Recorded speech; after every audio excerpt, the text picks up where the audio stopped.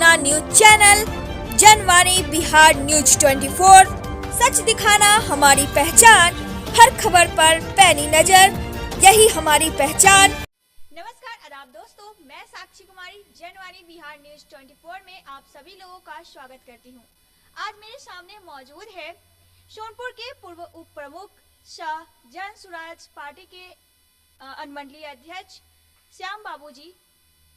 चलिए हम श्याम बाबू जी से बात करते हैं कि उन्होंने जन स्वराज पार्टी को क्यों ज्वाइन किया, क्योंकि बिहार में बहुत सारे पार्टी है, तो आखिर उन्होंने जन स्वराज को ही क्यों चुना। जन स्वराज बिहार में एक नई विकल्प के तौर पर आई है। एक अच्छा बिहार, एक समृद्ध बिहार बनाने का लक्ष्य रखा है प्रशांत किशोर ने।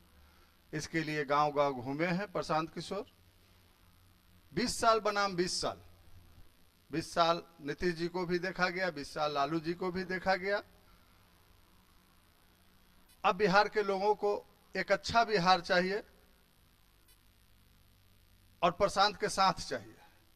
तो अच्छा बिहार प्रशांत ही दे सकता है, चूंकि प्रशांत को अनुभव है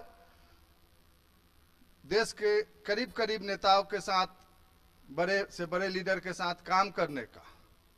इसलिए हम लोग प्रशांत के साथ आए हैं, किए हैं जन स्वराज के साथ काम करके एक बिहार को अच्छा बिहार बनाने का संकल्प लिया है हम लोग। राजनीतिक है वो बहुत ही ज्यादा गंदी होती जा रही है, तो आप राजनीति की क्यों चुने।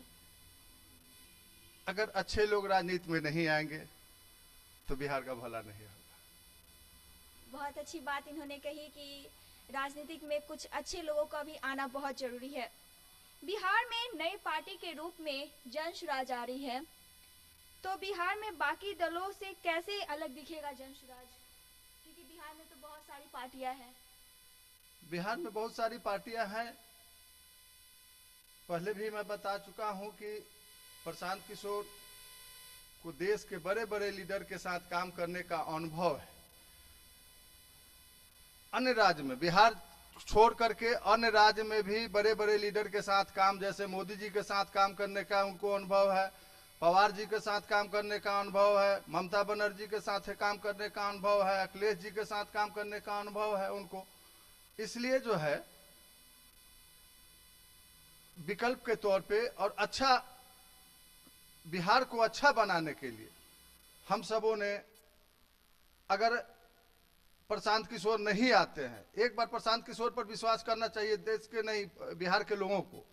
अगर नहीं आता है प्रशांत किशोर जैसे लोग, अगर आगे नहीं आते तो फिर जैसे 20 साल लालू जी की राज चली, 20 साल नीतीश जी की राज चली, इसी में लपटा के रहना होगा बिहार के लोगों को।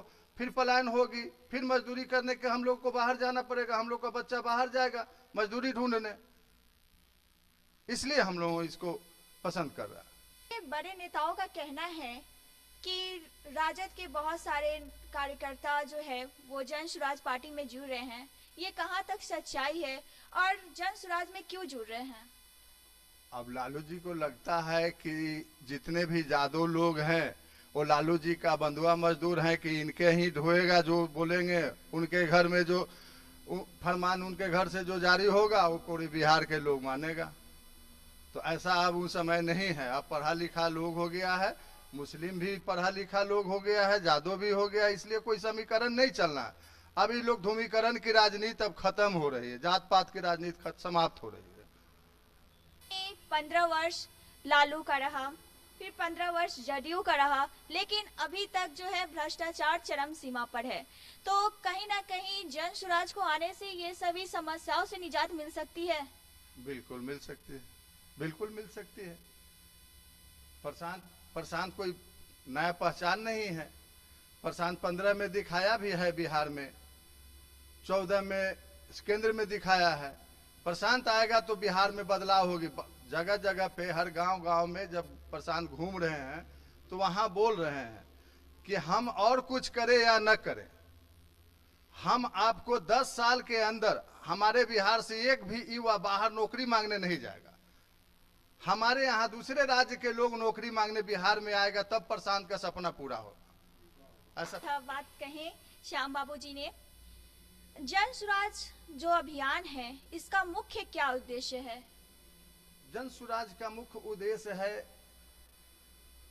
कि जन सुराज हर गांव, हर कस्बा, हर मोहल्ला से कुछ अच्छे लोगों को ढूंढ करके उसको राजनीति में लाना चाहती है कि अच्छे लोग जब राजनीति में आएंगे तो अपने आप बिहार की सुधार होगी, बिहार में रोजगार मिलेगा, बिहार में शिक्षा मिलेगी, अच्छा शिक्षा का व्यवस्था होगा, अच्छा रोजगार का व्यवस्था होगा।